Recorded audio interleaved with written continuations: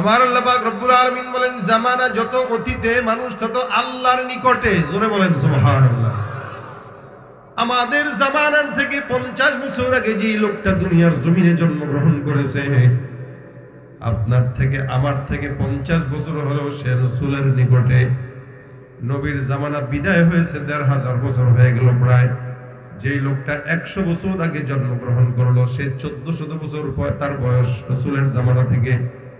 আবার যেই লোকটা 500 বছর আগে জন্মগ্রহণ করলো ওই আল্লাহর বান্দার রাসূলের জামানা থেকে দূরত্ব মাত্র 1000 বছর।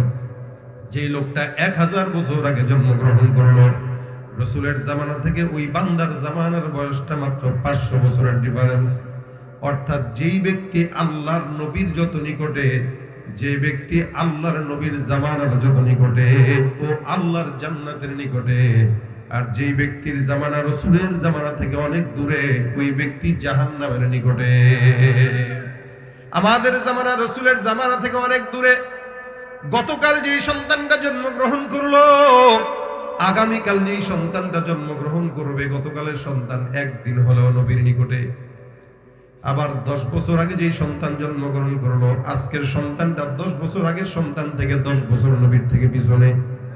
এমন করে করে যেই জামানার মানুষ যত বেশি নবীর নিকটই, ওই জামানার মানুষ তত আল্লাহর নিকটবর্তী। সুবহানাল্লাহ।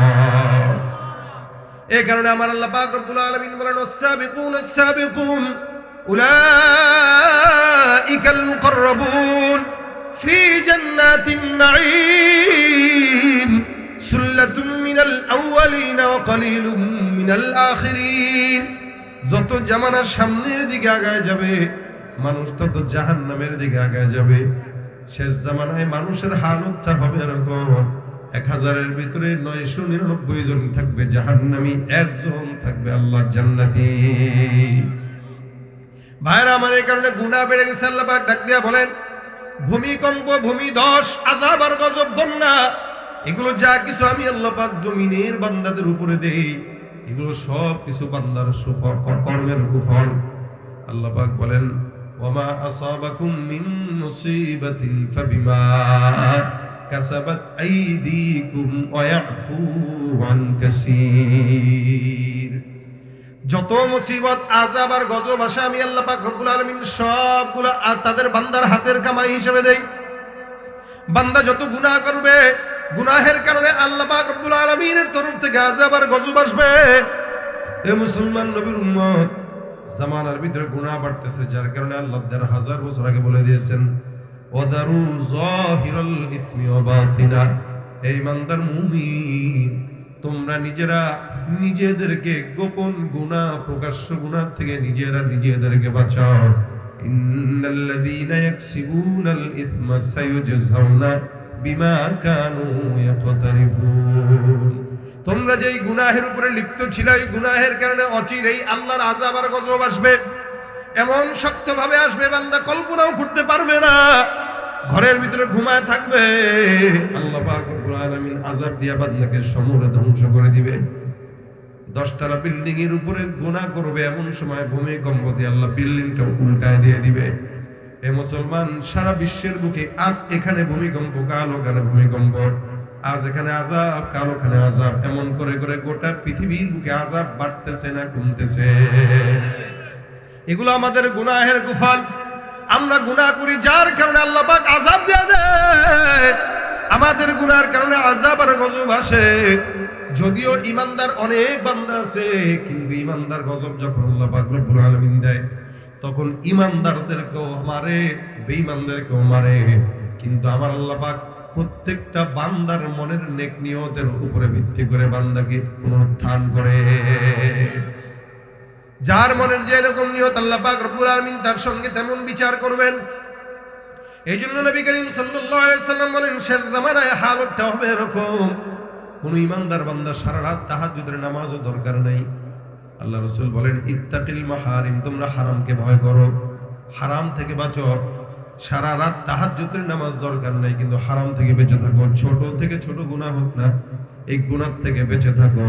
কারণ যেই বান্দা হারাম থেকে বাঁচবে, আমার আল্লাহর কাছে ওই বান্দাটাই সবচেয়ে বুজুর্গ আল্লাহওয়ালা বলে গণ্য হয়ে যাবে। সুবহানাল্লাহ। শয়তান বান্দাকে সবসময় ধোঁকা দেওয়ার ফিকির করে, বরঞ্চ ইমানদারদেরকে বেশি দেয়। মাদ্রাসায় যারা পড়ে তাদেরকে বেশি দেয়, আলেমদেরকে বেশি দেয়, নামাজিকে বেশি দেয়, জাকিরিনকে বেশি দেয়। এখন বলবেন জাকিরিনদেরকে শয়তান কেন ধোঁকা দেয়? আল্লাহর কাছে শয়তানের ওয়াদা, ক্বালা ফাবিইজ্জাতিকা লাউগওয়িয়ান্নাহুম আজমাইন ইল্লা ইবাদাকা মিনহুমুল মুখলাসিন। হে আল্লাহ, সমস্ত জাতের কসম খেয়ে বললাম, তোমার যত বান্দা আছে এগুলো জাহান্নামে না নেওয়া পর্যন্ত আমি শয়তান কোনোদিন ক্ষান্ত হব না। তবে হ্যাঁ, সব বান্দাদের মধ্যে যেই বান্দাটা যত বড় আল্লাহওয়ালা মুখলিস, ওই বান্দাকে আমি ইবলিস শয়তান বারবার চেষ্টা করার পরেও ধোঁকা দিতে পারবো না। তবে ইমানদারের পিছনে শয়তান বেশি লেগে থাকে, বেঈমানের পিছনে লাগার কোনো দরকার হয় না। কারণ ঘরের ভিতরে মানুষের যখন স্বর্ণ থাকে চোর ঢুকে, গাছের মধ্যে বড়ই থাকলে ওই জায়গায় ঢিল দেয়, আম থাকলে চোরের নজর পড়ে।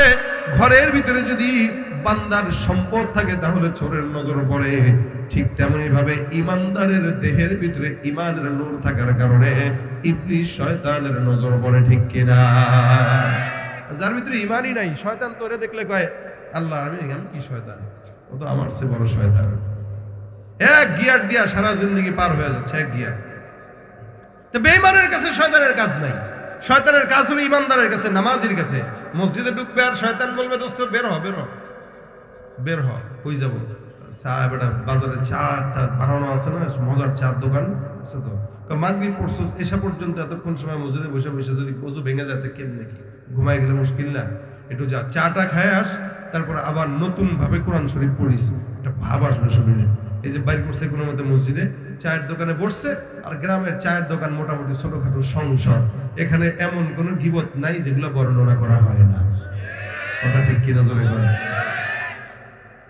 চায়ের দোকানে একজন মাননীয় স্পিকার থাকে, ইনি চায়ের চিনি নারে আর খালি বলে অমুকে এই করছে, তমুকে এই করছে, সমুকে এই করছে। বিশাল বড় শয়তানের বাক্স থাকে, বসে বসে টিভি দেখে আর অকামের গল্প করে। আছে না নাই? বের করে দিস। এই জন্য নফসের সঙ্গে জিহাদ করা অন্যতম বড় জিহাদ। আল মুজাহিদু মান জাহাদা লিনাফসি, যে মুজাহিদ সে তার নফসের সঙ্গে জিহাদ করে। দিল্লির এক ইমাম, উনি একবার নামাজ পড়াইলেন, নামাজ পড়ানোর পরে মসজিদে বসে বসে তেলাওয়াত করবেন, খুব বুঝবেন তেলাওয়াত করতেছে। কিছুক্ষণ পর শয়তান কিছুক্ষণ পর নিজে নিজে বলতেছে, তুই আমার আল্লাহ না, আমি তোর বান্দা না, তুই যেটা বলবি সেটাই শুনতে পারবো না। বারবার আবার বলতেছে, তুই আমার আল্লাহ না, আমি তোর বান্দা না, তুই আমার আল্লাহ না, আমি তোর বান্দা না। আশেপাশে মুসল্লিরা বলে, কি ব্যাপার হুজুর, পাগল হয়ে গেল নাকি? নামাজটা মাত্র পড়াইলো, তেলাওয়াত করতেছিল, এমন সময় এমন উদ্ভট কথাবার্তা কেন বলে? কার সঙ্গে বলে? যাকে সেজদা দিল তাকেই বলতেছে, তুই আমার আল্লাহ না, আমি তোর বান্দা না। এটা কেমন কথা? একজন আল্লাহর বান্দা কয়, হুজুর ইমান তো ঠিক আছে নিকন। বলে কিসের জন্য? কে যে এলোমেলো কথা বলতেছেন, তুই আমার আল্লাহ না, আমি তোর বান্দা না, এটা কই কথা পাইলেন? আল্লাহ ওয়ালা ডাক দিয়ে বলে, ঠিকই তো বলছি, তুই আমার আল্লাহ না, আমি তোর বান্দা না, তোর কথা মানবো কেন? কারে বলেন এটা? তুই কি মনে করছিস আমি আমার আল্লাহরে বলি? তাহলে কারে বেটা, মাত্র কোরআনটা নিয়ে বসলাম, শয়তান আর নফস আমারে বলতেছে, দোস্ত বের হ, বাইরের থেকে নাস্তা রাস্তা খেয়ে আস, মানুষের খোঁজ খবর নিয়ে আয়, আবার নতুন করে ওযু বানায় তারপরে মসজিদে ঢুকবি। আমার নফস আম্মারা আমাকে বারবার বলে গুনাহ করার জন্য, বাইরে যাওয়ার জন্য। আমি আমার নফসকে বলতেছি, তুই আমার আল্লাহ না, আমি তোর বান্দা না। যতক্ষণ পর্যন্ত নফসকে আল্লাহ মনে করব না, ততক্ষণ নফসের গোলামিও করব না। যেই বান্দা নফসরে আল্লাহ মনে করে প্রতিনিয়ত, ওই বান্দাই নফসের গোলামি করে, ঠিক কিনা? নফস যেটা বলে, নফস কিছু সিগারেট খা, একটা টান দিয়ে দেখি না। এজন্য দেখবেন কিছু কিছু বন্ধু আছে, এরা বন্ধুদেরকে খারাপ বানায়। ভালো একটা বন্ধুরে ধরে সিগারেট ওলা বানায় দিছে, গাঁজাখোর বানায় দিছে। ভালো মানুষটা লালনের কাছে দিয়ে যায়, বাউলদের কাছে নিয়ে যায়, তারা বাউল শিল্পী বানায় দিছে। এখন আল্লাহর আগে মাথা বুঝি না। যেই মাজা, যেই দেমাগে আর মগজে গাঁজা ভরা থাকে, ওই মগজ দিয়া কি আল্লাহর কথা বোঝা যায়? এই জন্য নফসের সঙ্গে মুজাহাদা করা মুজাহিদের কাজ, সবচেয়ে বড় মুজাহিদের কাজ, যে তার নফসের সঙ্গে মুজাহাদা করে। এই জন্য আল্লাহ পাক রব্বুল আলামিন বলেন, সুম্মা লাআতিয়ান্নাহুম মিন বাইনি আইদিহিম ওয়া মিন খালফিহিম ওয়া আন আইমানিহিম ওয়া আন শামাইলিহিম ওয়া লা তাজিদু আকসারাহুম শাকিরিন। আল্লাহ পাক রব্বুল আলামিন বলে, এই ইমানদার মুমিন, শয়তান ডানে আসে, বাম থেকে আসে, সামনে থেকে আসে, পিছন থেকে আসে, প্রত্যেকটা বান্দার রক্তের সঙ্গে শয়তান চলে। যার কারণেই তো অধিকাংশ মানুষ শয়তানের পাল্লায় পড়ে যায়, বন্ধুর পাল্লায় পড়ে গুনাহ করে। শয়তানকে দেখছেন নি কেউ? কথা কয় না। শয়তানকে দেখছেন আপনারা? দেখেন নাই, কিন্তু আমি তো বলি দেখছেন। এখন বলেন কেমনে? আপনার কোনো বন্ধু যদি, এই যুবকরা যারা আছে, কোন যুবকের কোন বন্ধু যদি তারা বলে, হ্যাঁ দোস্ত, জীবনে কোনোদিন টান মান দেশ না, একটা দেশ না, একটা, এখন বন্ধু করে ঠিক আছে একটা দিয়া দে একটু সাহস করে। এখন এই বন্ধুটা, যেই বন্ধু তারে বলতেছে টান দে, আপনি তারে বলবেন, যদি কেউ আপনারে বলে, আপনি তারে বলবেন, দোস্ত আজকে একটা দামি জিনিস দেখছি। কি? শয়তান দেখছি। শয়তান কই দেখছিস? তুই দেখবি? হ্যাঁ দেখবো, চল। আয়নার সামনে নিয়ে তারা দাঁড় করাবেন, দাঁড় করায় বলবেন, ওই যে ভিতরে যেটা দেখা যাইতেছে ওটাই সবচেয়ে বড় শয়তান। কি কথা ঠিক না? ভিতরে তো আমি, কয় বেটা তুই না, শয়তান। আমি, আমার তুই শয়তান বললি কোন দুঃখে? তোর তো বলি নাই দোস্ত, ওপারে যেটা দেখা যাইতেছে ওইটা শয়তান, নয়তো ওইটা আমার বিড়ি খাওয়ার কথা বলতে পারতো না। কথা বলেন ঠিক কিনা? তো শয়তান তো আর এমনি দেখবেন না, ওই মানব স্রোত এসে আপনারা ধোকা দিবে, ডানে বামে সামনে পিছনে এসে ধোকা। শয়তানের কাজই হলো এটা, অকাম করায়া মাছ নদীতে ফেলে দিয়া আপনারা বলবে, দোস্ত তোমারে কিন্তু আমি চিনি না। এটা শয়তানের কাজ। এইজন্য আল্লাহ পাক বলেন, কামাসালি শাইতানি ইয ক্বালা লিল ইনসানি কফুর ফালাম্মা কাফারা ক্বালা ইন্নী বারীউম মিনকা ইন্নী আখাফুল্লাহ রাব্বাল আলামিন। আল্লাহ পাক বলেন, শয়তানের উদাহরণ হলো, শয়তান বান্দার কুফরি করার আদেশ দেয়, আর বান্দা যখন কুফরি করে নেয়, শয়তান কয়, ভাই তোমারে আমি চিনি না, আমি আমার মাওলারে ভয় পাই। আপনারা মাঝ পথে নামায় শয়তান ছেড়ে দিবে, মাঝ পথে নামায় শয়তান ছেড়ে দিবে। এই আয়াতের অনুকূলে মুহাদ্দিসিন ইকরাম, মুফাসসিরিন ইকরাম ঘটনা বর্ণনা করেন। বলবো? ধৈর্য আছে? ধৈর্য থাকলে উঠাউঠি করেন না, ফাঁকতালে উঠাউঠি করতেছেন। আমি কিন্তু, আমার কিন্তু মন মেজাজ নষ্ট হয়ে গেলে ছেড়ে দেবো, বাস। অত ঠেকা পড়ছে না রাত 12টা পর্যন্ত বাস করার। বসেন, বেশি দেরি করাবো না। আমি এমনিও আলোচনা করি কম, সর্বোচ্চ 40-50 মিনিট, 1 ঘন্টা আলোচনা করি, এর ভিতরে রাত হয়ে গেছে অনেক। খালি এই ঘটনাটা শুনেন, এটা আমাদের জন্য অনেক শিক্ষণীয় হবে। তাফসীরে হাদিস রাসূল সাল্লাল্লাহু আলাইহি ওয়াসাল্লাম ঘটনা বর্ণনা করেছেন। বহু আগের জামানায় 3 জন ব্যক্তি ছিল। কয়জন? 3 জনের একজন বোন। আপনারা অনেকে আছেন যারা 3 ভাই 1 বোন আছেন, কি এরকম? এরা বোন কি মহব্বত কম করে না বেশি করে? 3 ভাইয়ের 1 বোন থাকলে এই বোন আদরের দুলালি। কিন্তু কিছু কিছু ভাই আছে আবার, এই 1 বোন পাইলে 3টা মিলে ওরা ঠাসে, কেমনে জায়গায় থেকে নেওয়া যায়, কি ঠিক না? মা বাবার সম্পদ কেমনে দখল করা যায়, এটা ঠকায়া, ওই জন্য মহব্বত করে। এখন 3 ভাই 1 বোন কোথাও একবার যাবে জিহাদের ময়দানে অথবা কোনো দিনের কাজে। এখন বোনটাকে রাখবে কোথায়? তাদের মাও নাই, বাবাও নাই। রাসূল সাল্লাল্লাহু আলাইহি ওয়াসাল্লাম বলেন, এরা পেরেশানিতে পড়ছে। 3 জনে মাশওয়ারা করলো, মাশওয়ারা করে বোনটাকে কোথায় রাখবে, এই মাশওয়ারা করে ওই সময়ের জামানায় একজন বিশাল পাদ্রী ছিল, যে তখনকার কিতাবের আলেম, রাহেব, তার কাছে রেখে যাবে এই সিদ্ধান্ত নিল। কেন? যে সে বিশাল বড় আল্লাহওয়ালা মানুষ, হয়তো তার কাছে রাখলে আমানত ঠিক থাকবে, এই নিয়তে। আল্লাহর বান্দা 3 জন মিলে পরামর্শ সাপেক্ষে আল্লাহওয়ালার কাছে যায়। যাওয়ার পরে ডাক দেয়া বলে, হুজুর আমাদের বোনকে আপনার কাছে আমানত রাখতে চাই, আপনি আমাদের বোনটাকে আমানত রেখে দেন। আল্লাহওয়ালা ডাক দেয়া বলে, না না, এটা কখনো সম্ভব নয়। আমি একজন যুবক মানুষ, তোমার বড় যুবক, এরকম যুবক যুবতী একসঙ্গে থাকা যায় না। একসঙ্গে কেন থাকবেন? আপনার দায়িত্বে রাখবেন যেন বোনটা কোনো বিপদের সম্মুখীন না হয়। আল্লাহওয়ালা রাজি না। যখন বলল আল্লাহর ওয়াস্তে আমার বোনের দায়িত্ব আপনি নেন, আল্লাহর ওয়াস্তে দিয়ে বলার কারণে আল্লাহওয়ালা বান্দা রাজি হয়ে গেছে, না করতে পারে নাই। ঠিক আছে, তোমার বোনের একটা জিনিস, তোমরা তোমাদের বোনকে যে দূরে একটা ঘর দেখা যায়, ওই ঘরের ভিতরে রাখবা। ওখানে যখন খাবারের সময় হবে, আমি আমার দরজার বাইরে খাবার দিয়ে যাব। তোমার বোন 3 বেলা খাবার নিয়ে নিয়ে তারপরে চলে যাবে, তার সঙ্গে যেন আমার দেখাও না হয়। যতটুকু সতর্কতা দরকার ততটুকু সতর্কতা অবলম্বন করছে আল্লাহওয়ালা। এখানে আল্লাহওয়ালার কোনো দোষ নাই। আল্লাহওয়ালা নিজের মতো করে সতর্কতা অবলম্বন করে মেয়েটাকে ওই দূরে একটা ঘরের মধ্যে অবস্থান করার জন্য আদেশ দিয়ে দিল। মেয়েটা একদিন, 2 দিন, 3 দিন থাকা আরম্ভ করলো। থাকতে থাকতে হঠাৎ করে একদিন বিশাল বড় জুব্বাওয়ালা পাগড়িওয়ালা একটা লোক হাজির,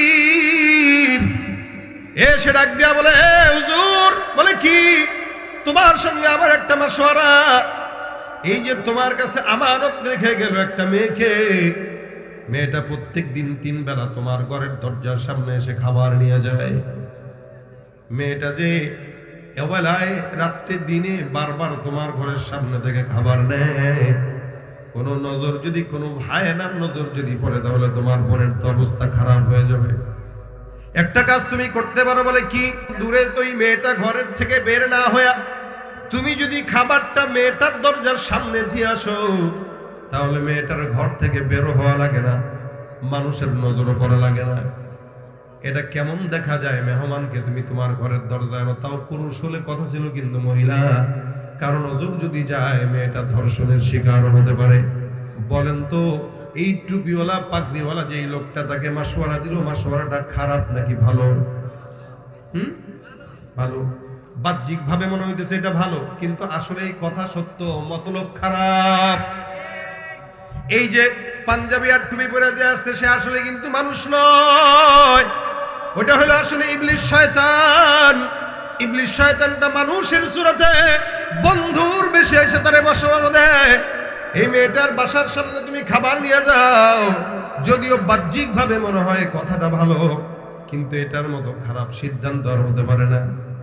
মেয়েটা যদিও এতদিন পর্যন্ত ওই আল্লাহওয়ালার ঘরের দরজা থেকে খাবার নিয়ে যায়, এই মাশওয়ারা দেওয়ার পর আল্লাহওয়ালা এবার খাবারের প্লেটটা মেয়েটার দরজার সামনে রেখে আসা শুরু করে দিল। 1 দিন যায়, 2 দিন যায়, 3 দিন যায়, 4 দিন যায়, এমন করে করে চলতে লাগলো। হঠাৎ করে আবার সেই আল্লাহওয়ালা বুজুর্গ হাজির। বুজুর্গ না শয়তান? বলেন না কি? মানে বুজুর্গ বললাম, বেশ ধরছে বুজুর্গের। আসলে কি? আসলে কি? আমাদের সমাজে অসংখ্য মানুষ আছে যারা দাড়ি টুপির বেশ ধরে, কিন্তু ভিতরে শয়তান। এজন্য সব দাড়ি দাড়ি না, সব টুপি টুপি না, সব পাগড়ি পাগড়ি না, কিছু দাড়ি আর টুপির মাঝে শয়তান লুকা থাকে। কথা বলেন ঠিক কিনা? ওরা শিক্ষিত শয়তান, ওরা শিক্ষিত শয়তান, ওরা শিক্ষিত শয়তান, ওরা হলো দেশের লাগি মহামারীর মতন, ফাইলে কলম ঠেকাইয়া চালায় শুধুই নির্যাতন। ঘুষের টাকায় ওদের বুড়ি, ঘুষের টাকায় ওদের বুড়ি, করে যে টান টান। ওরা শিক্ষিত শয়তান, ওরা শিক্ষিত শয়তান, ওরা শিক্ষিত শয়তান। দাড়িওয়ালা টুপিওয়ালা আসলো, এসে বলল, ভাই তোমার সঙ্গে দ্বিতীয় পরামর্শ, মানে দ্বিতীয় বাস। দ্বিতীয়, প্রথম বাস দিল, সুন্দর করে আল্লাহওয়ালার ঘর থেকে বের করলো, বের করে মহিলার ঘরের সামনে নিল। এখন দ্বিতীয় বাস দেওয়ার জন্য তৈয়ার। ডাক দিয়া কয়, শোনো, আমি আজকে কি দেখছি জানো? বলে, কি দেখছো? মেয়েটা যখন বাইরে বের হয়ে দরজার সামনে থেকে খাবারটা গ্রহণ করলো, তার হাতের সৌন্দর্য কিছু মানুষের নজরের মধ্যে পড়ছে। আমার তো ভয় লাগতেছে, না জানি মেয়েটা আবার ধর্ষণের শিকার হয়ে যায়। মেয়েটার হাতটাও বাহির করাটা ভালো না, দেখায় না। তোমার মেহমান যেহেতু, তুমি একটা কাজ করো, এই মেয়েটা কোনো বিপদের মধ্যে যদি পড়ে, তাহলে সব দায়ভার তোমার কাঁধে আসবে। তুমি সুন্দর করে মেয়েটার ঘরের মধ্যে খাবারটা নিয়ে রেখে দিও, কষ্ট করে। মেয়েটার যেন ঘর থেকে বের হইতে না হয়। খাবারটা তুমি ঘরের ভিতরে রাখবা, পর্দার আড়াল থেকে মেয়েটা সুন্দর করে খাবার গ্রহণ করে নিবে। তাহলে মেয়েটারও ঘর থেকে বের হওয়া লাগলো না, কষ্ট হলো না, মানুষের নজরেও পড়লো না। বাস নাম্বার কত? 2। কত সুন্দর কথা, মতলব খারাপ। আল্লাহওয়ালা করে কথা তো সুন্দর, আসলেই তো করি, কারো নজর যদি পড়ে তাহলে তো মুশকিল, আমানত নষ্ট হয়ে যাবে। শয়তান তারে 2 নাম্বার বাস দিয়া মাশওয়ারা দিয়া ঘরের ভিতরে ঢুকায় দিল। এখন 1 দিন, 2 দিন, 3 দিন করে খাবার নিয়ে আসে, আর বান্দার ঘরের ভিতরে রেখে দেয়। একদিন 2 দিন 3 দিন যায়, হঠাৎ করে একদিন শয়তান মোবারক আসছে, আবার এসে ডাক দেয়া কয় দোস্ত, বলে কি বাস নাম্বার কত? শয়তান এসে ডাক দেয়া কয় দোস্ত, বলে কি? আমার একটা মাথায় জিনিস আসছে, এই মেহমান তোমার বড় দামি মেহমান, মাও নাই, বাবাও নাই, ভাই নাই, সবাই চলে গেছে, ভাইরা থেকেও নাই, তারা কই যে গেছে, কবে যে আসবে ঠিক নাই। এই মেয়েটা এতদিন হয়ে গেল কারোর সঙ্গে এখনো কথা বলতে পারে না। একটা মেজবান হিসেবে তোমার দায়িত্ব হলো মেহমানের খোঁজ খবর নেওয়া। কোনোদিন নিশনি খবর, বেটা খানা তো দিই, খানা দিলে কি হয়েছে, বেটা খালি ভাত কাপড় দিলেই হয়, খোঁজ খবর নেওয়া লাগে না? মেয়ে মানুষ কত কিছু হইতে লাগতে পারে, কি বলেন ঠিক না? কত কিছু হইতে লাগতে পারে, কত ঝামেলায় তো হইতে পারে। খালি জবান দিয়ে একবার জিজ্ঞাসা করবা তোমার কোনো কিছু দরকার আছে কিনা। তুমি তো 24 ঘন্টা এখানে থাকো, কত মানুষ আছে, ভক্ত আসে, সবার সঙ্গে কথা বলতে পারো, কিন্তু মেয়েটা কিন্তু সবার সঙ্গে কথা বলতে পারে না। একটা মানুষ কথা না বলে কেমনে থাকে? আদম পয়গম্বর জান্নাতে একা একা একা ভাল লাগে না, এখানে যায় ওখানে যায়, আল্লাহকে ডাক দেয়া বলে মালিক এই বিশাল বড় নিয়ামতের জান্নাতে আমার একা একা ভাল লাগে না, একটা সঙ্গী দরকার। আল্লাহ কয় সঙ্গিনী দরকার, বলে হকাদের ঠিক আছে, ঘুম দাও। ঘুম থেকে উঠা দেখবা তোমার জন্য সঙ্গী রেডি হয়ে গেছে। সুবহানাল্লাহ। আদম পয়গম্বর ঘুম থেকে উঠলেন, তাকায় দেখে আম্মা জান হাওয়া পাশে শোয়া, এত চমৎকার চেহারা, লম্বা লম্বা চুল। আম্মা জান হাওয়া দুনিয়ার সর্বপ্রথম মানুষ, দ্বিতীয় মানুষ যে মেয়ে, মেয়েদের ভিতরে প্রথম, মানুষের ভিতরে দ্বিতীয়। যখন আম্মা জান হাওয়াকে দেখলেন, এবার মন চায় গল্প করতে, মন চায় একটু হাতটা ধরতে। আল্লাহ কয় খবরদার খবরদার, এটা দামি জিনিস, হাত দেওয়া যাবে না। ধরতে যদি হয় আমার পয়গম্বর নবীর উপরে দরুদ পড়ে তুমি মহারণা দিয়া এই মেয়েটাকে বিবাহ করে না। সুবহানাল্লাহ ওয়া বিহামদিহি। আল্লাহ সঙ্গী বানাই দিয়েছেন, সঙ্গী ছাড়া কেমনে থাকে? আপনি মিয়া আসলে একটা অসামাজিক লোক, হুজুর মানুষ তো। এখানে একটা মেয়ে আছে আপনার পাশে, কোনোদিন জিজ্ঞাসা করলেন না, কথা বললেন না। কথা বললে কি এমন গুনাহ হয়? আপনারা কি প্রেমের আলাপ মারতে কইছি? আপনি খালি জিগাইবেন কেমন আছো, কি অবস্থা, কিছু দরকার কিনা। কথা সত্য, মতলব বাস নাম্বার কত? আল্লাহ লাগে কথা তো ঠিকই, আসলে তো আমি আসলে আমার মাথায় ধরে নেই এটা যে কিছু জিজ্ঞাসা করা দরকার। আহা আমার ভুল হয়ে গেছে, না জানি কত কষ্ট পাইতেছে মেয়েটা। তার কিন্তু দিনের ভিতরে সহানুভূতি। এবার যে ডাক দেয়া কয়, বোন গো তুমি কেমন আছো? ভালো আছি আলহামদুলিল্লাহ। কিছু লাগবে নাকি? না না না আলহামদুলিল্লাহ, কিছু লাগবে না, দরকার নেই। এক কথা, দুই কথা, তিন কথা। পুরুষের কণ্ঠ মোটা, নারীর কণ্ঠ কি মজা লাগে কি লাগে না? নারীর কণ্ঠের ভিতরে আল্লাহ পাক এত মজা দিয়েছেন, যার কারণে নারীর কণ্ঠটাও হলো পর্দা। এ মুসলমান নবীর উম্মত, আল্লাহর বান্দা ডাক দেয়া কয়, মনে মনে কথাবার্তা বলার পরে মনে চিন্তা করলো, এত চমৎকার আওয়াজ, সারাদিন এখন খানকার মধ্যে গেল, অন্তরের মধ্যে খালি কথা একটাই বাজে, চিকন কণ্ঠ। কানের মধ্যে চিকন কণ্ঠ বাজে, কলবের মধ্যে চিকন কণ্ঠ বাজে, ঘন্টের মতো বাজে। আল্লাহ নবী বলেন, ওয়াল আইনানি জিনাহুমা আন-নাযার ওয়াল উযুনানি জিনাহুমা আস-সাম। একটা মানুষ চোখের দ্বারাও জিনা করে, কানের দ্বারাও জিনা করে। মজার মজার চিকন চিকন কণ্ঠ কানের মধ্যে মজা লাগে, এটাও কানের জিনা। খবরদার খবরদার, লা তাকরাবুজ জিনা ইন্নাহু কানা ফাহিশাতাও ওয়া সাআ সাবিলা। আমার আল্লাহ পাক রব্বুল আলামিন বলেন, তোমরা জিনার কাছেও যাও না, এটা রাস্তাটা ভালো না, এটা খারাপ। নিকটবর্তী হও না, কথার দ্বারা নিকটবর্তী হয়। কথা বললে দেখা করতে মন চায়, দেখা করলে মিলন করতে মন চায়, কাছাকাছি হতে মন চায়। নবী বলেন, পুরুষ আর নারী, পুরুষ আর নারী যদি একসঙ্গে হয়ে যায়, ওই পুরুষ আর নারীর মাঝখানে 3 নাম্বার বন্ধু থাকে শয়তান। এখন একজনের সঙ্গে একজনের কথা হয়ে গেল, কানের মধ্যে মজা, আল্লাহ ওয়ালা এবার কথার মজায় জমে গেছে। শয়তান একদিন আবার আসলো, বন্ধু এসে ডাক দেখা, দোস্ত মনের অবস্থা কি? কলে ভালো। মেয়েটার খোঁজ খবর নিছো নি? খোঁজ খবর নিছি তো বেটা, কণ্ঠটা এত মজা। কণ্ঠ মজা নাকি? বলে হ। জানি দেখতে কেমন রে? আমি ধরে ভাবি এটা কি জানি দেখতে সুন্দর। তাহলে একটা কাজ করো, একটু দেখে নাও না, কি হয় দেখলে? একবার দেখবা বেটা, একবার দেখলে কি আর তেমন কোনো ক্ষতি টতি আছে নাকি? আর মেহমান হিসেবে তুমি তো তার দেখাশোনা করা তো তোমার দায়িত্ব। তা দেখো 5 নাম্বার কত? ঘরের থেকে বাইর হওয়াইছেন, ঘরে ঢুকাইছেন, কথাও বলাইছে, এখন কয় দেখো নেকাব সরায় দিয়া দেখা হয়ে যায়, এখন আর চেহারা মনের ভিতরে ঢুকে গেছে, চেহারা তো মন থেকে বের হয় না।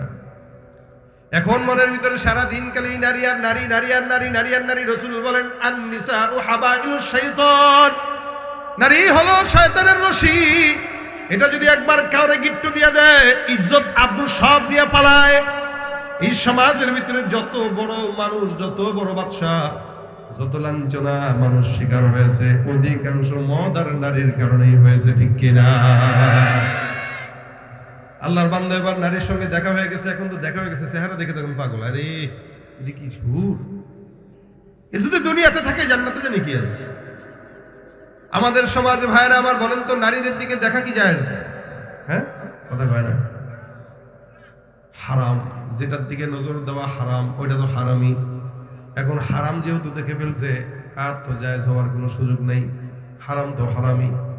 এ মুসলমান পোলাপানরা মনে করে এটা তো মনে হয় দেখতেছি, সমস্যা কি? 24 ঘন্টা দেখতে দেখতে আমাদের চোখে সহজ হয়ে গেছে। হুজুররা ফতোয়া দেয়, আল্লাহ পাক বলেন খবরদার তোমরা তাকাবা না, কুল্লিল মুমিনিনা ইয়াগুদ্দু মিন আবসারিহিম, একটা পুরুষ মুমিন যেন তাদের নজরের হেফাজত করে, নারীরাও যেন তাদের নজরের হেফাজত করে। এখন যুবকেরা চিন্তা করছে, আল্লাহ তো বলছে নজরের হেফাজত করতে, নজর যেহেতু একবার পড়ে গেছে, এমন নজর দেওয়া দেয় কিয়ামত হয়ে যায়, নজর সরায় না। কারণ নজর একবার দেওয়া তো জায়েজ, সমস্যা কি? ভালো মতো দেখি। বান্দা এবার দেখা হয়ে গেছে, এবার মনের ভিতরে প্রেম প্রেম ভাব, অনেক দিন হয়ে গেল। শয়তান আবার এসে ডাক দেওয়া, হুজুর আলেম তো বুঝে নাই, কেমনে কেমনে শয়তানের পাল্লায় পড়ে গেছে, বুঝেও নাই, কল্পনাও করে নাই।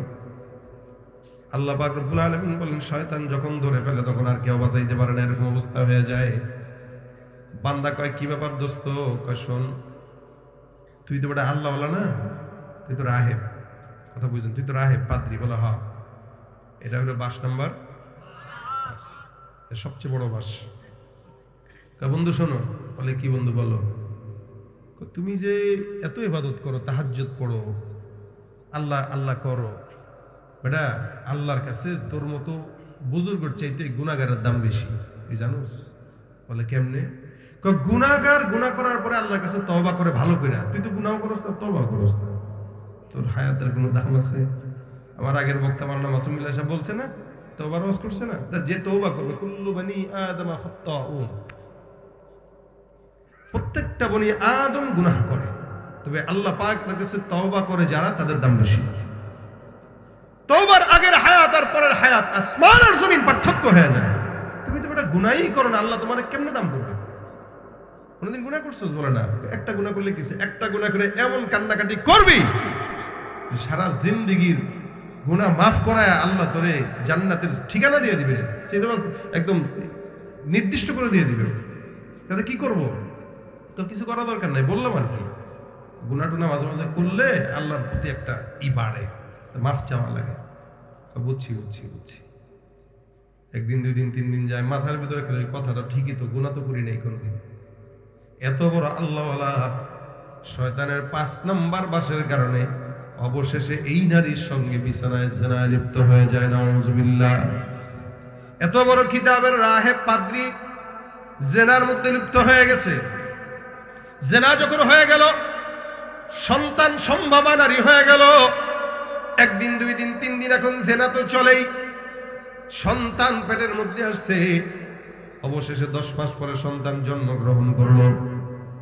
বিশাল বড় লম্বা সময়, একদিন, 2 দিন, 3 দিন করে করে বান্দা এখন পেরেশানির মধ্যে পড়ে গেছে। কিরে, সন্তান যেহেতু দুনিয়ার জমিনের মধ্যে চলে আসছে, এই সন্তানটার কি হবে? মানুষ যদি দেখে তাহলে আমার ইজ্জতের বা কি হবে? এই এলাকার কোনো মানুষ আমাকে খারাপ মনে করে না, সবার কাছে আমি আল্লাহওয়ালা, আমার কাছে বায়াত। এরা যদি জানে আমি এমন অন্যায় করছি, আমার অবস্থা কি, এটা তো চিন্তাও করা যায় না। কি করব কি করব, টেনশনে টেনশনে শেষ। শয়তান আসছে আবার কয় নাম্বার বাস দেওয়ার জন্য? 6 নাম্বার। দিতে দিতে দিতে দিতে তারা কই উঠাইতেছে দেখেন। ডাক দিয়া বলে, দোস্ত আমার কিসের টেনশন? বলে, বেটা টেনশন তো মারাত্মক টেনশন। আমি তো একটু মজার ছলে তার সঙ্গে আকাম করে ফেলছিলাম, কিন্তু বাচ্চা যে হবে বুঝি নাই। বাচ্চা তো দুনিয়াতেও চলে আসছে, কি করব? বলে কি করবা মানে কিসের পেরেশানি? বাচ্চা যে হয়ে গেছে, এটা যদি মানুষ জেনে নেয় তাহলে তো আমার ইজ্জত থাকবে না। তাহলে একটা কাজ করো, বাচ্চারে মেরে ফেলো। কমা বাচ্চারে মারলে বেডি আছে না, বেডিরও মারো। কি কও না কও? শোন বেটা, ইজ্জত বাঁচাইতে গেলে 2-1টা মার্ডার করতে হয়। অকাম যেহেতু করছো, সাক্ষী রেখে লাভ আছে? কথা তো ঠিকই, তার অকাম করছো, সাক্ষী রেখে লাভ আছে না? মেরে ফেলো, তাই তো শেষ। বান্দা কথাটা ভিতরে ঢুকাই দিছে, হ্যাঁ ঠিক ঠিক ঠিক। কথার যেহেতু ঢুকাইছে ভিতরে, এটা মারা লাগবে, হত্যা করা দরকার। এখন মারেও হত্যা করে, মার পাশের সন্তানটারেও হত্যা করে। যেই ঘরের ভিতরে ছিল ওই ঘরের ভিতরে তাদের 2 জনেরই খবর দিয়া রেখে দেয়। নাউযুবিল্লাহ মিন যালিক। সন্তান সহ মাটারে কবরের ভিতরে রেখে দেয়। এবার যখন কবরের ভিতরে রাখলো, আল্লাহর বান্দা টেনশনের মধ্যে পড়ে গেছে, না জানি আবার কি হয়ে যায়। আল্লাহর বান্দা এবার কি করবে কি করবে, পেরেশানি। বাচ্চারও মারলো, মারও মারলো। হঠাৎ করে শয়তানের একদিন এসে ডাক দেয়, দোস্ত কিসের পেরেশানি? কোনো পেরেশানি নাই, মারছি যে টেনশন লাগে। টেনশন নাই, তাদের ভাই যদি আসে তাদেরকে বলবা তোমার বোন অসুস্থ ছিল, অসুস্থ থাকার কারণে তোমার বোন হঠাৎ করে জমিন থেকে বিদায় হয়ে গেছে, আর বাঁচাইতে পারি নাই। তুমি দয়া করে তোমার বোনের জন্য আল্লাহর দরবারে তার নাজাতের দোয়া করো। এটা বলে দিবা তুমি, শেষ। বহুদিন পর 3 ভাই আসলো যুদ্ধের ময়দান অথবা দিনের রাস্তা থেকে। যখন নাকি 3 ভাই আসলো, 3 ভাই আসার পর এবার আল্লাহর বান্দার সঙ্গে দেখা করতে গেল। আল্লাহওয়ালা ডাক দিয়া বলে, তোমাদের বোনকে বাঁচাইতে পারলাম না, পেরেশানিতে পড়ে গেছি। এমন অসুস্থতা ছিল যে অসুস্থতার কারণে তোমাদের বোন অসময়ে জমিন থেকে বিদায় হয়ে গেছে। এই যে কবর, এখানে দাঁড়ায় দাঁড়ায় আল্লাহর কাছে একটু বলো, আল্লাহ যেন তোমার বোনের কবরকে জান্নাত বানায় দেয়। কত বড় দরদি! নিজে হত্যা করে বলতেছে একটু দোয়া করো, আল্লাহ যেন মাফ করে। 3 ভাই কান্নাকাটি করে দোয়া টোয়া করে তারপরে বিদায়। বাসায় যখন গেল, রাতের বেলা ঘুমের ভিতরে স্বপ্ন দেখলো। বড় ভাই স্বপ্নের ভিতরে দেখলো শয়তান তাকে বলতেছে, এ ভাই তোমার বোনটা মরে নাই, তোমার বোনকে হত্যা করা হয়েছে। কে করছে জানো? যার কাছে রেখে গেছিল সেই জেনাবে বিচার করে সন্তান জন্ম দিয়া সন্তান সহ তারা হত্যা করে কবর দিয়েছে। বিশ্বাস যদি না হয় জায়গাটা খুঁড়ে দেবো। কামিয়েছি নি এবার পেস থাকা দিছে না? বড়টারও স্বপ্ন দেখাইলো, মেঝোটারও স্বপ্ন দেখায় দিল, ছোটটারও স্বপ্ন দেখায় দিল। 3 জনকেই স্বপ্ন দেখানোর পর 3 জন লাফ দিয়া ঘুম থেকে জেগে একজনের সঙ্গে একজন কথা বলে, এ আমিও তো দেখছি। কয় আমিও তো দেখছি। সে বলে আমিও তো দেখছি। কি করা যায় চলো। আল্লাহর 3 জন বান্দা আসলো, মাটি করে তাকায় দেখে ভিতরে তাদের আপন বোন লাশ হয়ে তার বাচ্চা সহ পড়ে আছে। এবার আল্লাহওয়ালার কাছে যা পিটানো শুরু করে দিল। ইচ্ছা মতো মারটার দিয়া বাদশার কাছে নিয়ে যায় বিচারের জন্য। বাদশা বলে, রে হত্যার বিপরীতে হত্যা, এরাও কতল করা হোক। আল্লাহ পাক রব্বুল আলামিনের বান্দা এবার তো পেরেশানিতে পড়ে গেছে। হ্যাঁ রে, তার মানে জীবনটাই মনে হয় শেষ। মানুষ সবাই জেনে গেছে এত বিশাল বড় বুজুর্গ কি কামটা করে ফেললো শয়তানের ধোকায়। এবার আল্লাহর বান্দা রাত্রিবেলা পেরেশানিতে, সকালবেলা সৈনিকরা আসবে তাকে হত্যা করার জন্য, ফাঁসির কাস্টে ঝুলানোর জন্য। রাতের বেলা পেরেশানির মধ্যে বসে রয়েছে। হঠাৎ করে তাকায় দেখে শয়তান আসছে বন্ধ হয়ে সর্বশেষ বাসটা দেওয়ার জন্য। এসে ডাক দেখা, বন্ধু কিসের পেরেশানি? বলে আর বলিস না, বাদশা আমার ব্যাপারে ফাঁসির কাস্ট ঝুলাই দিছে। কে যেন তার ভাইদেরকে জানাই দিছে এখানে লাশটা কবর দিছি। জানি না কোন শয়তান জানি জানাইছে। পাহাড়ে এটা কোনো কথা? হ্যাঁ, কে জানাইছে এটা? শয়তান কি ভাওটা ধরতেছে দেখেন। কত পেরেশানি নাই, পেরেশানি নাই, কোনো টেনশন নাই। বাদশাহ ডাকছিল, কহ ফাঁসির আইন দিয়ে দিস। বাদশাহ আমার যে ছোটবেলার বন্ধু, তুমি কি জানো? তার মানে বুঝেন বাদশার কত দোস্ত সে শয়তান। আল্লাহ পাক বলেন ইন্নাশ শাইতানা লাকুম আদুউন ফাত্তাখিযুহু আদুওয়া, তোমরা শয়তানকে বন্ধু মনে করো, কারণ শয়তান তোমাদের একদম প্রকাশ্য শত্রু। খবরদার শয়তানকে শত্রু মনে করো বা বন্ধু মনে করার কোনো সুযোগ নাই। ইন্নাশ শাইতানা লাকুম আদুউন ফাত্তাখিযুহু আদুওয়া, শয়তান তোমাদের প্রকাশ্য শত্রু, তাকে বন্ধু মনে করার সুযোগ নেই, শত্রুই মনে করা লাগে। এই শয়তানকে বন্ধু মানে বিপদের ভিতরে পড়েছে রাহেব। এবার শয়তান তাকে সর্বশেষ বাস দেওয়ার জন্য কয়, ও ভাই বাদশা আমার অনেক কাছের বন্ধু, আমি তাকে যদি বলি 100% সে তোমাকে হত্যা করবে না। সত্যি? আরে হ্যাঁ বাদশা আমার কথা শুনে তো ভাই একটু বাঁচাও না, ভাই একটু বাঁচাও না, দয়া করে তুমি যা বলবা তা শুনবো, তুমি একটু দয়া করে কজন আমার মা না মারে, আমি ভালো হয়ে যাব আর জিন্দগিতে কোনো গুনাহ করবো না, বাদশার কাছে একটু যাই কর, আমি যা বলবো তাই মানবা তো? কহ সব মানবো, তুমি যা বলবো তাই মানবো দোস্ত, তোমার মাসরা করো না, মানি না, এরকম হয়েছে, মাইনাই তো এগুলোই পড়ছে না, তুমি যা বলবা তাই শুনবো। এবার শয়তান ডাক দেয়া কর, ঠিক আছে আমি এখানে দাঁড়াইলাম, এ আল্লাহর বান্দা বাঁচার জন্য যদি চাও, বাঁচতে গেলে সব করা লাগে, আমি এখানে দাঁড়াইলাম, তুমি আমার পায়ের ভিতরে একটা বারের জন্য কপালটা নামায় সেজদা দিয়া দাও। নাউজুবিল্লাহ। মুসলমান নবীর উম্মতের দল, একজন ইমানদার বান্দা আল্লাহ ছাড়া কারো কদমে সেজদা দিতে পারে না, ঠিক কিনা? সেজদা হবে কার জন্য? ইমানদারের ইমানটাই বড় অস্ত্র। এই জন্য টাকা না থাক, ক্ষমতা না থাক, গাড়ি না থাক, বাড়ি না থাক, যদি সম্পদ থাকে ইমানের আর কোনো টেনশনের কারণ নাই, ঠিক কিনা? নাই বা পেলাম অর্থ করি, নাই বা পেলাম ঘর, নাই বা পেলাম সুখের দেখা, হোক না আপন পর, পথের ধুলোয় জীবন আমার হোক ধূসর মলিন, অনাহারে অনাদরে যাক না কেটে দিন, তবু দুঃখ আমার নাগাল কবু পাবে না হৃদয়, সব হারালেও তাও করি না নিঃস্ব হবার ভয়, আমি মুসলমান আমার ধন হলো ঈমান, ঈমানি নূরের রৌশনীতে দীপ্ত আমার প্রাণ, ঠিক কিনা? ঈমান সবচেয়ে বড় অস্ত্র। এটা যখন শয়তানের পায়ে পড়ে যায়, ঈমান তো আর থাকে না।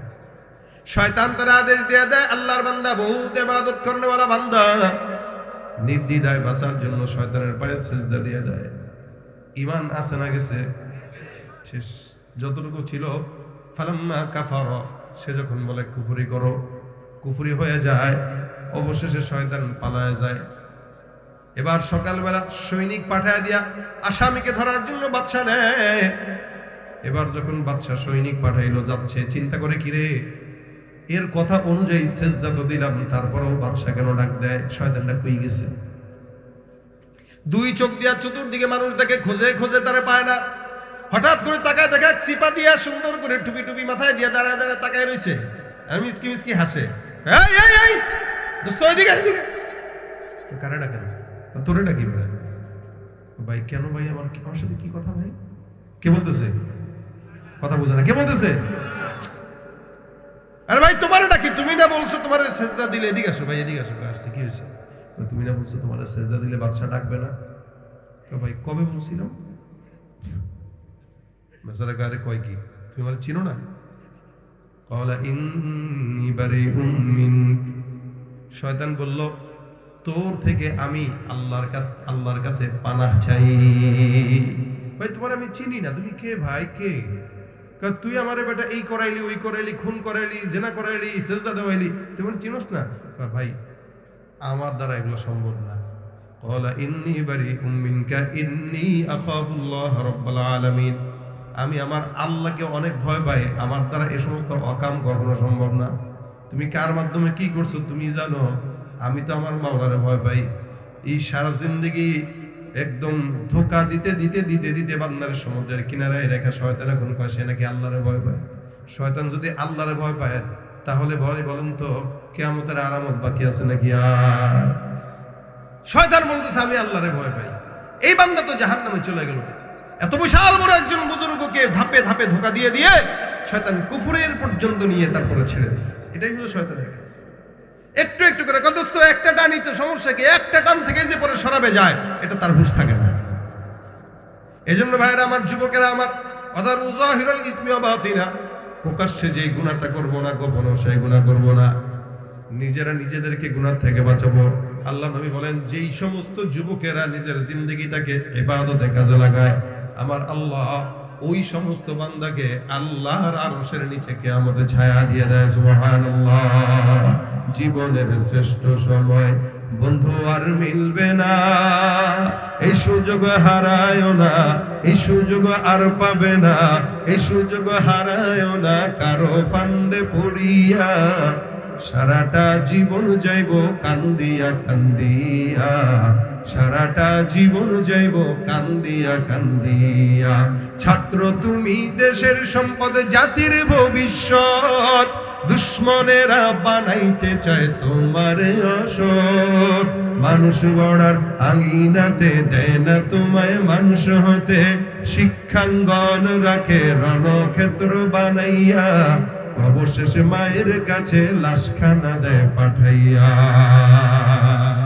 জীবনের শ্রেষ্ঠ সময় বন্ধু আর মিলবে না, এই সুযোগ আর পাবে না, এই সুযোগ হারায়ও না কারো ফান্দে পড়িয়া, সারাটা জীবন যাইব কান্দিয়া কান্দিয়া, সারাটা জীবন যাইব কান্দিয়া কান্দিয়া। ঠিক কি না? আমার নবী বলেন, সাবাতুন ইযিল্লুহুমুল্লাহ, আল্লাহ নবী বলেন 7 প্রকার মানুষকে আল্লাহ পাক রব্বুল আলামিন ছায়া দিবে, লা জিল্লা ইয়ামা ইল্লা জিল্লু, লা জিল্লা ইল্লা জিল্লুহু, যেদিন আল্লাহর ছায়া ছাড়া কোনো ছায়া থাকবে না। ওয়াশাবুন নাশা ফি ইবাদাতিল্লাহি তাআলা, আল্লাহ নবী বলেন কিয়ামতের কঠিন ময়দানে যেদিন সূর্যটা আল্লাহর বান্দার আকাশ মাথার উপরে থাকবে, আমার আল্লাহ ওই দিন ওই যুবকদেরকে ধরে ধরে আল্লাহর আরশের নিচে বসায় দিবেন। সুবহানাল্লাহ। এজন্য শয়তানের ওয়াসওয়াসা থেকে বাঁচা দরকার আছে তো। ইত্তাকিল মাহারিম, হারাম থেকে বাঁচেন, ছোট হোক। অনেক সময় আমরা বলি কি, আরে এটা তো জায়েজ আছে। ভাই, সব জায়েজ ভালো না। তালাক দেওয়াও জায়েজ, কিন্তু এটা ভালো, সবচেয়ে নিকৃষ্ট জায়েজ। এজন্য সব জায়েজ ভালো না। মনে রাখবেন, যেখানে হালালের সীমানা শেষ, ওখানে হারামের সীমানা শুরু। টাকনু পর্যন্ত কাপড় পরা জায়েজ, কিন্তু টাকনু পর্যন্ত পড়তে নাই, উপরে পড়তে হয়। কারণ টাকনু পর্যন্ত পড়বেন তো আপনার অজানাতেই টাকনুর নিচে কাপড় চলে যাবে। এই জন্য হারামের সীমানায়, হালালের সীমানায় যেতে নাই। ইমানদার হালাল হারাম দেখে না, জায়েজ না জায়েজ মাসলা দেখে না, ইমানদার দেখে তাকওয়া কোনটা। এই জন্য আমরা তাকওয়া দেখবো, এই পথে কাটা, এই পথেই ধরবো না, সোজা কথা বাস। এই জন্য প্রত্যেকটা যুবককে বলি, ভাই হারাম থেকে বাঁচেন। প্রত্যেক দিন একটা করে নেক কাজ করবেন, একটা করে গুনাহ থেকে বাঁচবেন। যদি হারাম থেকে বাঁচতে পারেন, নেক কাজ করা দরকার নেই। খালি গুনাহ থেকে যদি বাঁচতে পারেন, আপনি আল্লাহর কাছে সবচেয়ে বড় ইবাদতওয়ালা হয়ে যাবেন।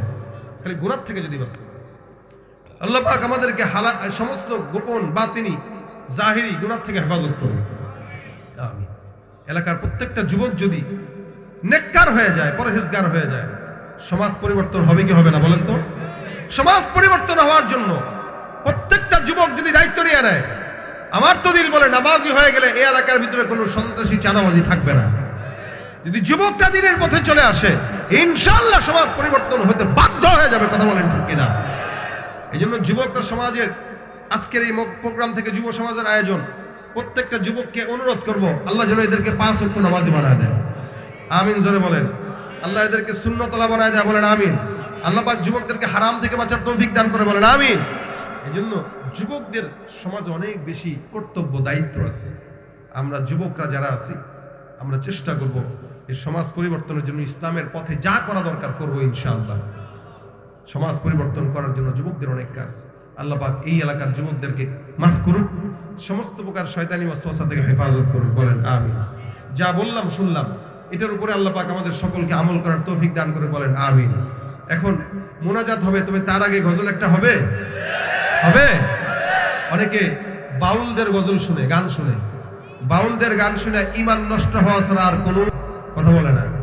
ওদের গান শুনলে ঈমান থাকে? ওরা তো কারে যে আল্লাহ মনে করে নিজেরাও বুঝে না, কারে যে গুরু মনে করে নিজেরাও জানে না। এই কারণে ইসলামী সুস্থ সংস্কৃতির দরকার আছে। এই সুস্থ সংস্কৃতির বিকাশের জন্য যুবকদের অনেক কাজ, সেটার জায়গা থেকেই এই ইসলামী সঙ্গীতের চর্চা আমরা করি। কেন করি? যেন আমার যুবকেরা গানের প্যান্ডেলে না যায়, গজল যেন শুনে, মাহফিল যেন শুনে। কি বলেন, ঠিক না? এই জন্য যুবকদের জন্য হাসান বিন সাবেতের উত্তরসূরি হওয়া দরকার আছে। আমরা অনেক সময় আমাদেরকে অনেকে মেসেজ দেয় যে আপনাদের গজলগুলো আমরা গাইতে চাই কিন্তু পারি না। সেই সমস্ত যুবকদের জন্য, যারা সঙ্গীত চর্চা করেন, তাদের জন্য আমার যতগুলো ভালো ভালো গজল আছে, এগুলোর সমৃদ্ধ বই আছে। ইনশাআল্লাহ আপনারা ইসলামী সঙ্গীত চর্চা করবেন। আপনাদের ঘরে যদি ছোট ছোট বাচ্চা থাকে যাদের কণ্ঠ ভালো, আপনারা আমাদের সাথে যোগাযোগ করবেন। ইনশাআল্লাহ আমরা তাদের কণ্ঠকে দ্বীনের জন্য কাজে লাগাবো। এই কণ্ঠগুলো ইসলামের পক্ষে যখন কথা বলবে, তখন এই কণ্ঠের মাধ্যমে সমাজে ইসলামী বিপ্লব হবে। কি বলেন, ঠিক কিনা? আল্লাহ পাক এই সমাজে ইসলামী বিপ্লব দিয়ে দেখ, বলেন আমিন। আমার সঙ্গে আওয়াজ দিয়া ইশকে নবী, আওয়াজ দিয়া বলতে হবে ইশকে নবী, ইশকে নবী। হয় নাই, আওয়াজ হয় নাই। ইশকে নবী জিন্দাবাদ, ইশকে নবী জিন্দাবাদ। আমার মনের ভুবন জুড়ে উঠলো যখন চাঁদ, তারার মিছিল কুরাস ধরে বলল মুহাম্মদ। ঝিঝির দুলু দুরুদ সুরে নামলো খুশি রাত দুপুরে, সেই খুশিতে জাগলো ধরা, চললো খবর পরম্পরা। মনের আকাশ আনলো মনে দূর মদিনার চাঁদ। ইশকে নবী, ইশকে নবী, ইশকে নবী জিন্দাবাদ। ইশকে নবী, ইশকে নবী, ইশকে নবী জিন্দাবাদ। ইশকে নবী, আওয়াজ দিয়া ইশকে নবী, ইশকে নবী, ইশকে নবী, ইশকে নবী জিন্দাবাদ। রক্ত কণায় দফায় দফায় উঠে শিহরণ, মুহাম্মাদের নামের সুরে গায় পাখি যখন। আকুল সুরে শিল্পী কবি গাইলে প্রেমের নাতে নবী, মন হয়ে যায় পাগল পারা, নামায় দুচোখ অশ্রু ধারা। দিল পরিবেশ দুরুদ সুরে চায় দিদারের স্বাদ। ইশকে নবী, ইশকে নবী জিন্দাবাদ। ইশকে নবী, ইশকে নবী, ইশকে নবী জিন্দাবাদ। ইশকে নবী, ইশকে নবী, ইশকে নবী, ইশকে নবী জিন্দাবাদ। ইশকে নবী, ইশকে নবী। আল্লাহ পাক আমাদের সকলের হৃদয়ে রাসূলের ইশক ঢুকায় দেখ, বলেন আমিন। লা হাওলা ওয়ালা কুওয়াতা ইল্লা বিল্লাহিল আলিয়্যিল আযীম। আপনারা চিল্লাইলে তো হবে না, আমার তো শরীর কুলাইতে হবে। শরীর তো আপনাদের না, শরীর আমার। অনেক হয়ে গেছে, অনেক হয়েছে, আর না। রিকোয়েস্ট অনেক হয়েছে, আর না। আপনারা বলেন, আমি শুনি। বলেন বলেন বলেন বলেন। তাহলে হাদিয়া দেন। তেল সারা দুনিয়া চলে, কতক্ষণ চলবে গাড়ি? তাহলে টাকা দাও, হাদিয়া দাও। হাদিয়া দিলেই না, পকেট গরম হইলেই না, একটু কইলাম আর কি। ফিরি ফিরি এত শুনতে মন চায়।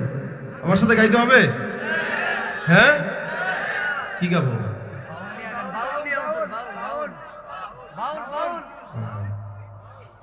বাউল, বাউলের গজল এগুলাই যায়, শুনে যায়। দেখ, এখানে দেখবেন অনেক বাউলের ভক্ত আছে, আছে না? আছে? আল্লাহ হেফাজত করুক, আমিন।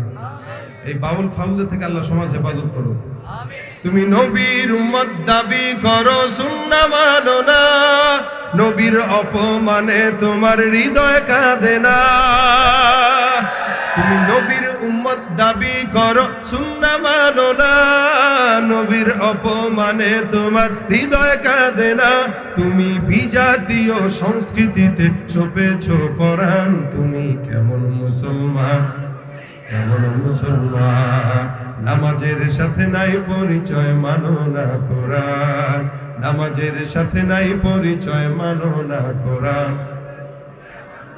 মান তুমি কেমন মুসলমান। তুমি রমজান এলে রাখো না রোজা, দিনকে করো আঘাত, পয়সা কড়ির নেই তো অভাব, দাও না তো যাকাত। ইমানদারির বড়াই করো, নেই তোমার ইমান, তুমি ইমানদারির বড়াই করো, নেই তোমার ইমান। তুমি মুসলমান, এমন মুসলমান। তুমি সুদের টাকায় প্রাসাদ গড়ো, ঘুষ ছাড়ো না, দিন দুঃখী না খেয়ে মরে খবর রাখো না। ঘুষ খেয়ে অবিচার করো, সাজিয়া প্রধান, তুমি ঘুষ খেয়ে অবিচার করো, সাজিয়া প্রধান। তুমি কেমন মুসলমান, তুমি কেমন মুসলমান। না খৌফে খোদা দিল মে হে না গয়রতে ঈমান, कैसे মুসলমান হে তুম कैसे মুসলমান। ঠিক কি না? আল্লাহ খাঁটি মুসলমান বানা দেখ, আমিন। সমাজ যেই পরিস্থিতিতে চলতেছে, দুনিয়ার যে অবস্থা হাল, চতুর্দিকে ফিতনা যত সময় যাচ্ছে তত বাড়তেছে। 2000 সাল অথবা 1990 সাল, 70 সাল, ওই সময়ের অবস্থা আর 2025-এর এই ডিসেম্বরের 11 তারিখের অবস্থা এক না। আসমান আর জমিন পার্থক্য। কি বলেন আপনারা? আসমান আর জমিন পার্থক্য। আমাদের মুরব্বী যারা এখানে আছেন, ইনারা ভালো জামানাও পেয়েছে, খারাপ জামানাও দেখেছে। আলহামদুলিল্লাহ আমরাও যারা আছি মধ্যবয়স্ক, আমরাও ভালো জামানাটাও দেখছি, খারাপটাও দেখতেছি। কিন্তু আমাদের সন্তানেরা ভালোটা দেখে নাই, খারাপটাই পাইতেছে। আমাদের সন্তানরা ভালোটা দেখে নাই, খারাপটাই দেখতেছে। এবং সামনে যারা আসবে, ভালো দেখার কোনো সুযোগ নাই। যত জামানা সামনের দিকে আগাবে তত ফিতনা বাড়বে না কমবে? বাড়বে। এক সময়ের হালত এখনের হালত এক নয়। এক সময় মানুষ গুনাহের কথা চিন্তাও করতো না, হয়ে গেলে মাফ চাইতো। মানে গুনাহ করব পজিশন নিয়ে, প্রস্তুতি নিয়ে, এটা মানুষ ভাবতো না। এখন একদিকে গুনাহ করি, আরেকদিকে বলি আস্তাগফিরুল্লাহ। একদিকে এক হাতে গুনাহ করি, আবার কই আস্তাগফিরুল্লাহ।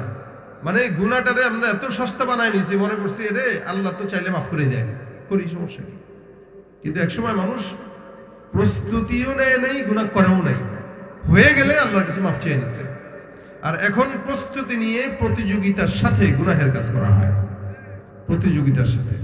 কে কারে ধরবে, কে কারে মারবে, কে কারটা খাবে, কে কার থেকে সন্ত্রাসী করবে, কার থেকে ঘুষ নিবে, কার জায়গা মেরে খাবে, এগুলোর প্রতিযোগিতা চলতেছে এই সমাজে। এগুলোর প্রতিযোগিতা, ভালো কাজের প্রতিযোগিতা না। দিন যত যাচ্ছে নারীর ফিতনা বাড়তেছে। এক সময় রাস্তাঘাটে বের হলে নারী খুঁজে পাওয়া যেত না, আর এখন রাস্তায় বের হলে পুরুষ পাওয়া যায় না, সব নারী। আপনাদের লাকসামের অবস্থা কি জানেন না? মার্কেটগুলোতে নারী বেশি না পুরুষ বেশি? সব জায়গায়। এই যে হালতের ভিতরে মানুষ তার ঈমানকে কিভাবে টিকায় রাখবে? রাসূল সাল্লাল্লাহু আলাইহি সাল্লাম বলেন, শেষ জামানায় আগুনের অঙ্গার হাতের মধ্যে রাখা যতটা কঠিন হবে, ঈমান তার চাইতে বেশি কঠিন হয়ে যাবে রাখা। মানুষ সকালবেলা ঈমানদার থাকবে তো বিকেলবেলা কাফের হয়ে যাবে, বিকেলবেলা ঈমানদার থাকবে তো সকালবেলা কাফের হয়ে যাবে। ঈমানের কোনো গ্যারান্টি থাকবে না। 100 টাকা দিয়ে ঈমান বিক্রি হয়ে যাবে। কয় টাকা দিয়ে? 100 টাকা দিয়ে। এই যে আজকে তফসিল ঘোষণা হয়েছে, সামনে নির্বাচন, আমাদের দেশের মানুষদেরকে 100 টাকা দিয়ে কিনে ফেলবে অনেকে, তাও ছিঁড়া নোট। কথা বলে কি নোট? ছিঁড়া নোট। কখনো 100 টাকাও লাগে না, শুধু 1 কাপ চা দিয়েই পাওয়া যায়। ভাই বলেন তো, একটা ছাগলের দাম কত? 6000 কেটা করে? এতে কিনছিনি জিন্দিগিতে 6000 টাকা দিয়ে ছাগল? 12,000 15,000-এর নিচে তো কোনো ছাগলই পাওয়া যায় না, ঠিক না? এটা গরুর দাম 50,000 থেকে শুরু করে 1 লাখ 1.5 লাখ 2 লাখ পর্যন্ত আছে না নাই? ছাগল কিনতে গেলেও মিনিমাম 10,000 টাকা লাগে। কিন্তু এদেশের বলদ গুলারে নির্বাচনের সময় কিনতে 100 টাকা দিয়েই পাওয়া যায়। কেউ দিল না, সবাই নিল, আমরা যে গলুর বলদ, সারা বছর নেয় না খবর, নির্বাচনে খুব দরদ। কেউ দিল না, সবাই নিল, আমরা যে গলুর বলদ, সারা বছর নেয় না খবর, নির্বাচনে খুব দরদ, নির্বাচনের আগে নেতা ধরে কত রকম বেশ, নির্বাচনের আগে নেতা ধরে কত রকম বেশ। দেখতে দেখতে গোল্লায় গেল আমার সোনার বাংলাদেশ, দেখতে দেখতে গোল্লায় গেল আমার, দেখতে দেখতে গোল্লায় গেল আমার সোনার। একে একে শেষ করেছি সবার দেখা হইল শেষ, দেখতে দেখতে গোল্লায় গেল, জোরে, দেখতে দেখতে গোল্লায় গেল আমার সোনার বাংলাদেশ, দেখতে দেখতে গোল্লায় গেল আমার সোনার বাংলাদেশ। ঠিক কিনা জোরে আওয়াজ দিয়ে বলে। মুসলমানের দেশটা মোদের আছে খাতা কলমে, দোষের দোষী যে বাজারাই শাস্তি পায় যে আলেমে। আর মুসলমানের দেশটা মোদের আছে শুধু খাতা কলমে, দোষের দোষী যে বাজারাই শাস্তি পায় যে আলেমে। ওরা ইসলাম বেচে ক্ষমতাটা পাকা পোক্ত করে বেশ, ইসলাম বেচে ক্ষমতাটা পাকা পোক্ত করে বেশ। দেখতে দেখতে গোল্লায় গেল আমার, দেখতে দেখতে গোল্লায় গেল, একে একে শেষ করেছি সবার দেখা হইল শেষ, দেখতে দেখতে গোল্লায় গেল আমার সোনার বাংলাদেশ। ঠিক না?